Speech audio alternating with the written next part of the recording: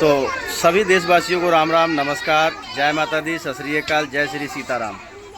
तो दोस्तों, आज मैं किसी काम से कहीं जा रहा था, तो हमारे ही गांव, हमारे ही पंचायत में, और मैं रास्ते में जाता हुआ दिखा तो किसी टाइम मेरे साथ मेरे क्लास में पढ़ता था।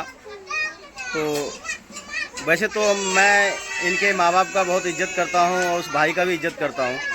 तो अचानक ही जाते जाते मुझे कुछ दिखा। ये बच्चा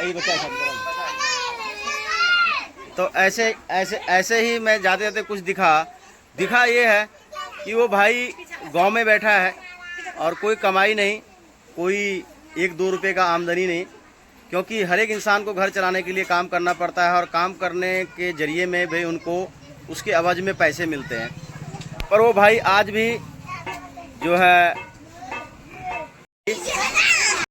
आज भी गरीबों को बच्चे के लिए और गरीब भाइयों का साथ देने के लिए ना कहीं बाहर जाता है, जैसे कि हमारे जैसे आदमी या और कोई आदमी प्रदेश जाके कमाता है, अपने बाल बच्चों को पालता है। पर उस भाई ने गरीब आदमी के लिए और कुछ ऐसे माँ बाप हैं जो अनपढ़ है, पर उनके बच्चों को पढ़ाने के लिए, उनको ध्यान देने के लिए उन्होंने अपना जीवन इन्हीं बच्चों में और इन्हीं गरीब आदमियों के बच्चों को ज्ञान देने के लिए दे दिया है।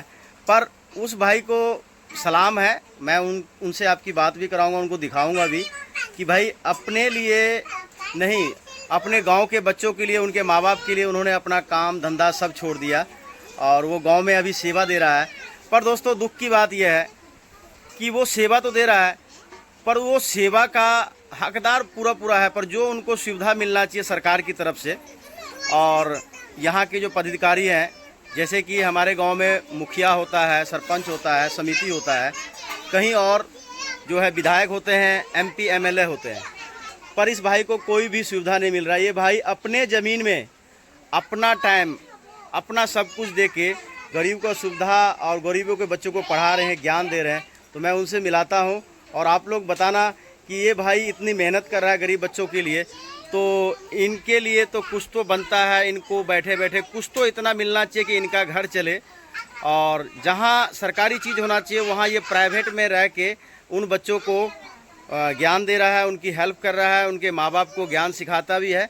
तो मैं उनसे मिलाता हूँ कि देखें कि इस भाई का दिल कितना बड़ा है। कहते हैं ना, भगवान मंदिर मस्जिद में नहीं मिलता है, भगवान लोगों के दिल में मिलता है। तो चाहे कोई गरीब हो या अमीर हो, भगवान वही होता है जो एक दूसरे का मदद करता है। तो इस भाई से मैं मिलाता हूँ आप। तो दोस्तों, मेरे स्क्रीन पे आपको ये दिख रहा होगा, ये छप्पर है और ये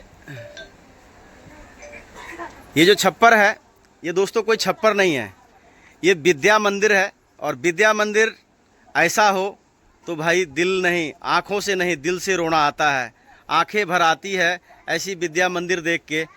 जिस पंचायत का मुखिया बहुत होनहार हो और इस विद्या मंदिर को देख के इतना रोना आता है कि ये भाई बलराम जी हैं।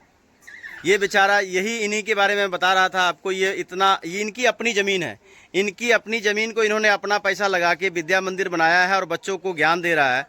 और यहाँ के मुखिया सरपंच पता नहीं इनके बारे में क्यों नहीं सोचते कि ये घर बैठे अपना टाइम बर्बाद करके विद्या मंदिर में बच्चों का ज्ञान दे रहे हैं। आप देख सकते हैं यहाँ गरीबों को बच्चे बैठे हुए हैं और उन्हीं के लिए ये इन्होंने अपना ज़िंदगी, भाई नहीं कमाने जाएंगे, चाहे एक रोटी खाएंगे, चाहे दाल मिले न मिले, नमक रोटी खा के इन बच्चों को पढ़ाएंगे। तो बलराम जी नमस्कार। भविष्य का चीज है जी, आने वाला समय में जी, बच्चे जो पढ़ा लिखा रहेगा जी, वही माँ बाप और सब समाज और देश का सुरक्षा कर सकता है जी। इसके लिए पढ़ाई लिखाई बहुत अच्छा चीज है जी, जो कि आर्थिक स्थिति से मेरे समाज का लोग पढ़ाई लिखे से जुड़े नहीं, बहुत नीचे वर्ग से जी रहे हैं जी।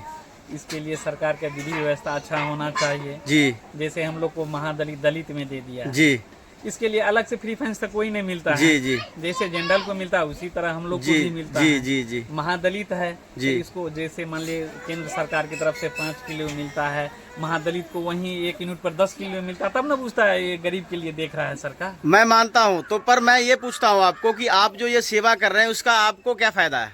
देखिए, एक तो भारत सरकार की ही है, आंगनवाड़ी जैसे चलती हैं जी जैसे, इसके लिए सरकारी भवन होना चाहिए, सरकारी विद्यालय होना चाहिए। तो आपने अपने घर में क्यों खोला? देखिए, जब तक प्रावधान नहीं है तो कोई दरवाजा पर आप चला सकते हैं, ये सब होता है।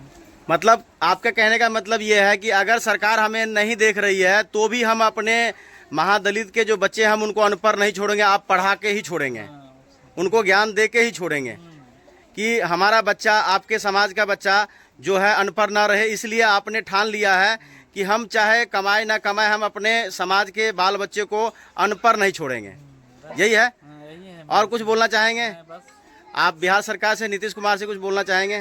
बिहार सरकार से ये भी हम बोलना चाहते हैं, खास करके महादलित समुदाय बहुत पिछड़े हैं, जी इस पर ज्यादातर फोकस देना चाहिए। जो कुछ समाज में पढ़े लिखे हैं जी जी उसको तो नहीं कुछ देख पाता है। खास करके इसके लिए बिहार सरकार जी अलग से महादलित, खास करके मुसहर समुदाय के लिए कुछ न कुछ खोलना चाहिए, कुछ न कुछ देखना चाहिए।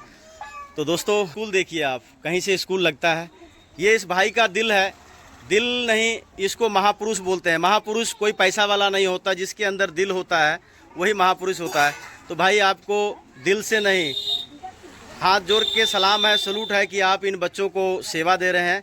तो ठीक है दोस्तों, ऐसे ऐसे भाई का मदद करने के लिए आप कमेंट बताना कि इनका मदद होना चाहिए कि नहीं होना चाहिए। ये अपने दरवाजे पे एक छोटा सा घर बना के बच्चों को पढ़ा रहे हैं। तो भाई आपको सलाम है, नमस्कार है, जय हिंद। दोस्तों बने रहिए मेरी वीडियो में, इस भाई का ज़रूर मदद करेंगे, कुछ ना कुछ करेंगे ज़रूर।